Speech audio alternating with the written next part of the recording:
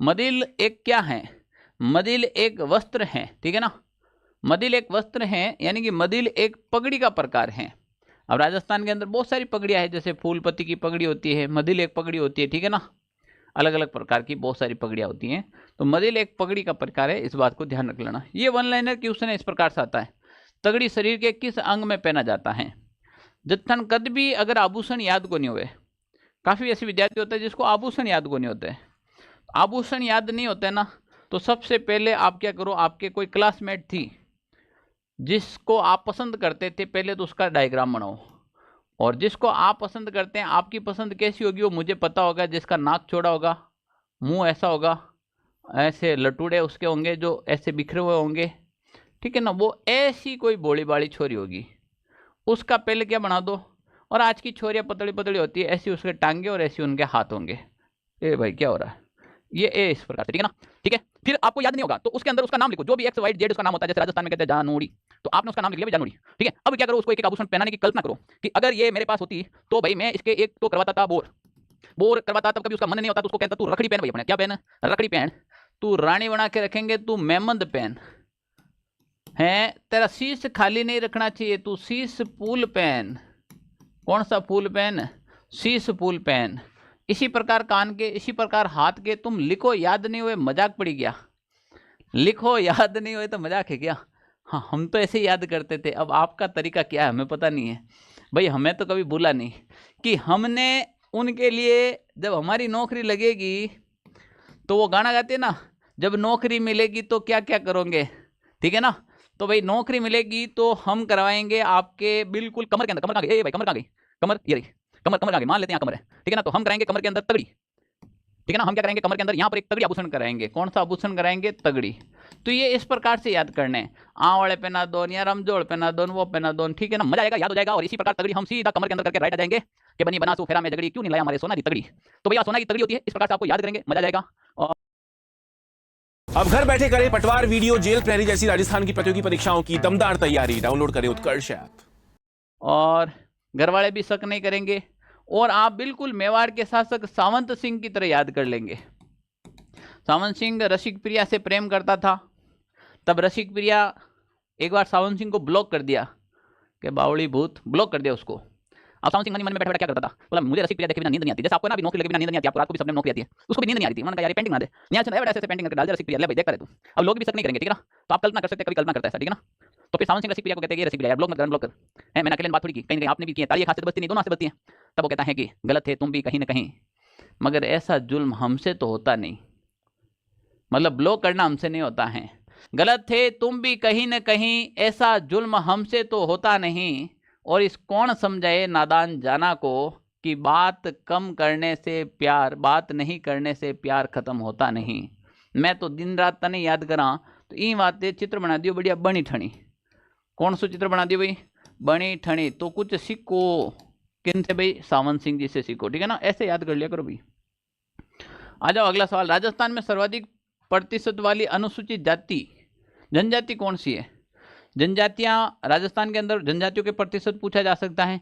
हम जिन दिन थाने एग्जाम में लेना ही नहीं, उनको आपको रखना ही नहीं है कि भाई हमें ये राजस्थान के लड़के भर्ती नहीं करना। वो पूछेगा जनजातियों में सर्वाधिक लिंगानुपात किस जनजाति का है, न्यूनतम लिंगानुपात किस जनजाति का है, सर्वाधिक शहर या जनजाति की साक्षरता दर कितनी, भाई निकाल ले, ठीक है ना। और जिस दिन नहीं लेना है उस दिन सवाल ऐसे आने लग जाएंगे। हमें तो ये पूछा जा रहा है अनुसूचित जनजाति कितना प्रतिशत है। सबसे ज्यादा हमारे राजस्थान में मीणा जनजाति रहती है, सबसे ज्यादा हमारे राजस्थान में क्या रहती है? मीणा जनजाति। यहाँ पूछ लिया सर्वाधिक बाल लिंगानुपात मीणाओं में किस जिले का है, ले भाई लगे लंका अपनी तो, ठीक है ना।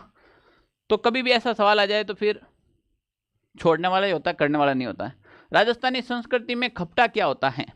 राजस्थानी संस्कृति को बढ़ावा दिया जाएगा, लिख कर ले लो, बढ़ावा दिया जाएगा। तो संस्कृति से रिलेटेड सवाल अक्सर पूछे जाएंगे, संस्कृति से रिलेटेड सारे के सारे सवाल पूछे जाएंगे। तो यहाँ पर अपन बात करें, शेर या पुरुषों का सापा है, देवी देवताओं की मिट्टी की मूर्तियां हैं, मेहंदी से भरा हथेली का चिन्ह है, मिट्टी का एक बर्तन है।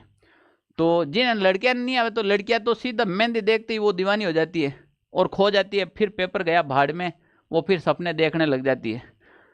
एक्टिव मोड में रहो, नहीं आया मेहंदी भरी हाथ नहीं। ये पुरुषों, शेर या पुरुषों का एक सापा होता है जिसे खपटा कहते हैं। क्या कहते हैं भाई? खपटा कहते हैं, ठीक है ना। भावनाओं में नहीं बहना। एग्जाम के टाइम आपको अलर्ट मोड में रहना है, कोई भी भावनाओं में नहीं बहेगा, ठीक है ना। काफी बार यादें आ जाती है, ठीक है ना। ओके, थैंक यू, बहुत बढ़िया लेवल का। अच्छा अच्छा, बिल्कुल सारे विद्यार्थियों एक बार सेशन को शेयर कर दो यार। हाँ, मैं चाहता था यार 700 बच्चे लाए हो तो पढ़ाने का मजा है। अभी 700 बच्चे, अब मुझे पढ़ाने का मजा आता है, क्योंकि कंटेंट भी अल्टीमेट तरीके से देंगे, पढ़ाने का आपको क्लास में याद हो जाएगा, पर सवाल कैसा आएगा वो आपको आना बहुत जरूरी है।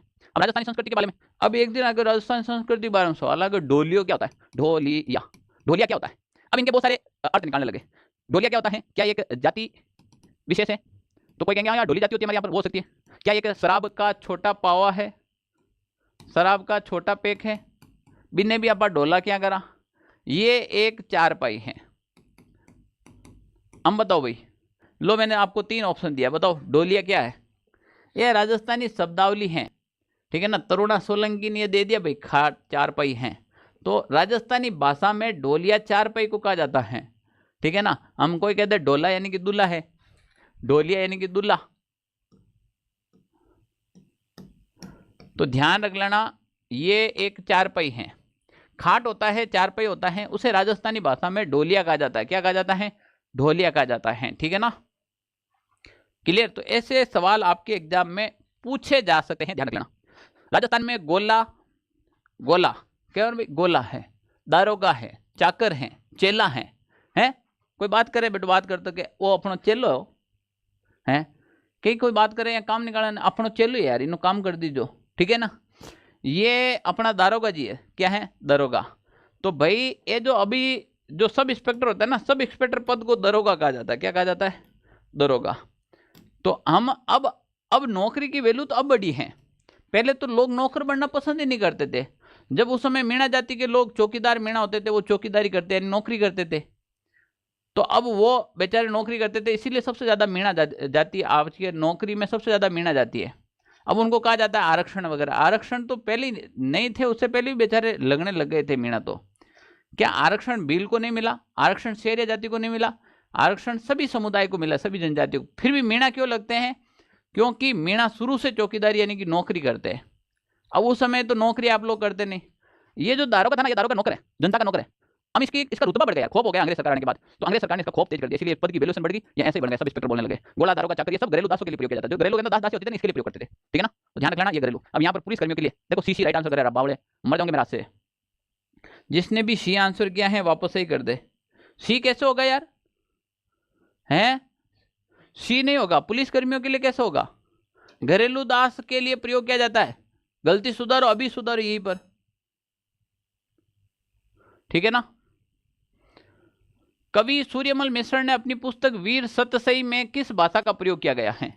हम कवि सूर्यमल मिश्र ने बिसलदेव रासो लिखा था, वीर सतसई लिखी थी, बहुत सारी चीजें लिखी थी, वीर सतसई, ठीक है ना। बहुत अच्छी अच्छी चीजें लिखी थी। इला न देणी आपनी हालरियो हुलराय, पूत सिकावे पालने मरण बढ़ाए माए। इला न देणी आपनी, इला का मतलब होता है धरती, इला धरती का पर्यायवाची है। इला न देणी आपनी हालरियो उलराय, यानी कि बच्चे को पालने में झूला झुलाती हुई माँ कहती है कि बेटा धरती नहीं देनी है। तब जाकर सूरवीर पैदा हुए, महाराणा प्रताप, महाराणा कुंभा, राणा सांगा, राणा लाखा जैसे। आज की माओं का ट्रेंड चेंज हो गया, गाना सुनाती नहीं है, लोरी सुनाती नहीं है, बच्चे को डरा डरा के सुलाती हैं। ए सो जा, बाबू आयो, भैरू बाबू आयो, वो आयो। उस बच्चे के ऊपर प्रभाव पड़ेगा और वो बच्चा फिर बड़ा होकर बाबा बन के घूमेगा, ठीक है ना, भैरू बाबा की तरह। तो ये वीर सतसई है, वो सारी की सारी डिंगल भाषा में, ठीक है ना। हमारे यहाँ पर डिंगल और पिंगल 2 प्रकार के कवि होते हैं। इसमें जो डिंगल के अंदर प्रयोग किया गया है वो आपके सूर्यमल मिश्रण। सूर्यमल मिश्रण राजस्थान के राज्य कवि हैं, राजस्थान के राज्य